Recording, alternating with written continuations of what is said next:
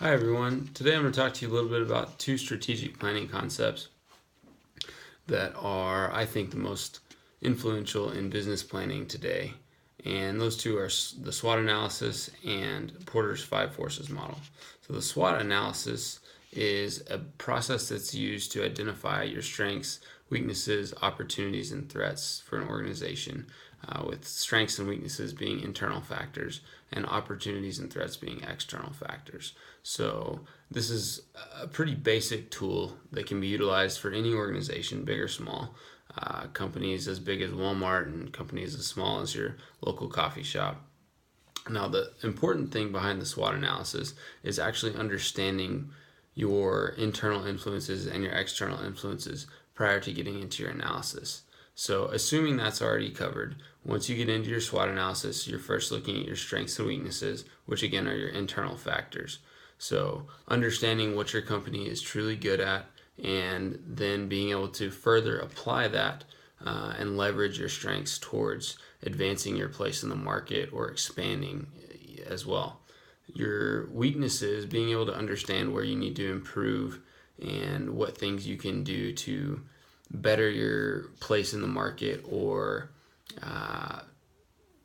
increase your effectiveness through your competition with your industry rivals. And so the importance of these and the reason that they're called internal factors is because you should have a solid understanding of what those are prior to moving anywhere forward in your industry and anywhere forward in your business plan.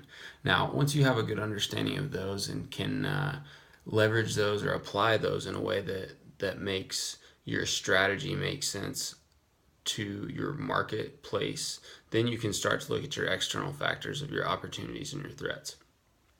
So, opportunities and threats, pretty basic ideas. Your opportunities for whatever your goal as a company is. So, many companies' goal is to expand, get bigger, make more money, that sort of thing, expand your margins. So, in order to actually leverage those opportunities, you're going to have a good understanding again of your internal factors, what you're good at, what you're weakest at, and how you can use those to truly capitalize on your opportunities. Now, for your threats, it's potentially even more important to understand your internal factors, because if you know what's threatening you, then you have to figure out what's your way to eliminate those threats or combat those threats so that you can continue to be an effective player in the market. Now, for myself as a member of the military, the SWOT analysis is utilized a little differently, just as Porter's five forces model is. Now, the SWOT analysis is still pretty applicable to the military in a few ways. So, now, in my opinion, I think it should be utilized on a more regular basis. And I think that the SWOT analysis is something that should be used on a regular basis, no matter the size of the organization or the mission of the organization.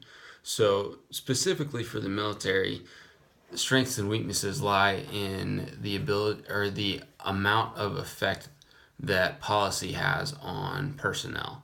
So, whether it's force retention, force reduction, or career bonuses, reenlistment bonuses, stuff like that, there's a huge opportunity for senior leaders to utilize this SWOT analysis to better understand how the choices they're making are going to influence the people that are working for them. So, moving on to Porter's five forces model, and this is also a relatively basic tool, but again, the usefulness comes in the ability to truly understand and then apply what you're looking at so that you can make further, extrapolate your points and make more business strategic decisions. So the five forces model is used to analyze your competition and determine how competitive the industry is and how attractive it is for entrants. So for this model, the typical way that you'll see it is you've got your industry rivalry or your competitive rivalry in the middle, and then you've got four separate arms that come out. And those four separate arms are the bargaining power of suppliers, the bargaining power of buyers, and these two these two are used to determine how much the buyers and the suppliers can influence the prices in the market.